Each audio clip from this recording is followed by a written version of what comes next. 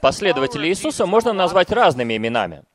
Я себя главным образом рассматриваю как ученика.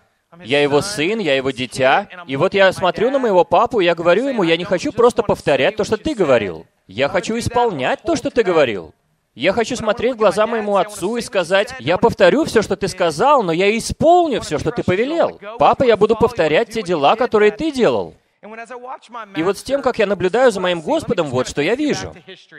Давайте вместе вернемся в историю и посмотрим на Божий план искупления. В истории человечества был один уникальный момент, когда Божий Сын пришел в этот мир, прожил на земле 30 лет, и мы мало что знаем об этих годах. И потом мы знаем о 3 годах Его служения. И вот за эти 3 года Он проводит огромное количество времени с 12 учениками, а потом Он снова возносится на небо. В этом есть что-то очень важное для нас с вами, для нашего служения. Конечно, Он исцелял, но Он не просто исцелял. И, конечно, Он проповедовал, но Он не просто проповедовал. Эти 3 года были посвящены 12 ученикам, с которыми Он жил. Он их воспитывал, ободрял, исправлял, любил. Он брал с собой этих 12 на все званые обеды и ужины. И когда мы смотрим на Его служение, хочется задать вопрос, а правильно ли Он распределял свое время? У Него же было всего 3 года. Подумайте об этом. Вот перед вами Бог всей Вселенной. И вы наверняка помните, что смертная казнь для Него не явилась какой-то неожиданностью.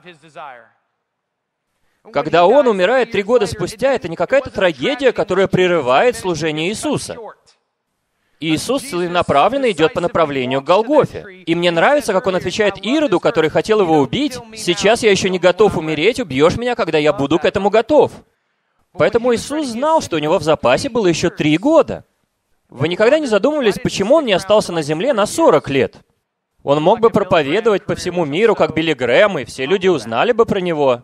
Почему Иисус не остался на земле на 40 лет, чтобы все люди услышали Его весть? Представьте себе встречу на небесах, такой разговор, стратегическое планирование. Понятно, что его никогда не произошло, но просто можем себе представить. Если бы была такая встреча стратегического планирования на небесах, и Иисус обращался к ангелам, и вот Он говорит, сейчас все начнется. Я спускаюсь на землю, и вот какой у меня план. План по распространению благой вести по всей земле.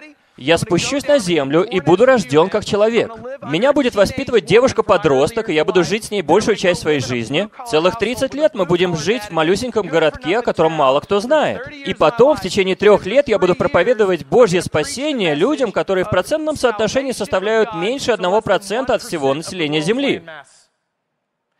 А затем я передам это послание 12 ученикам и вернусь сюда.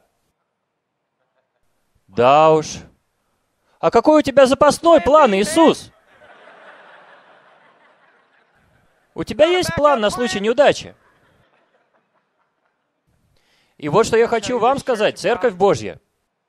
Запасного плана не существует. И вот что очень важно.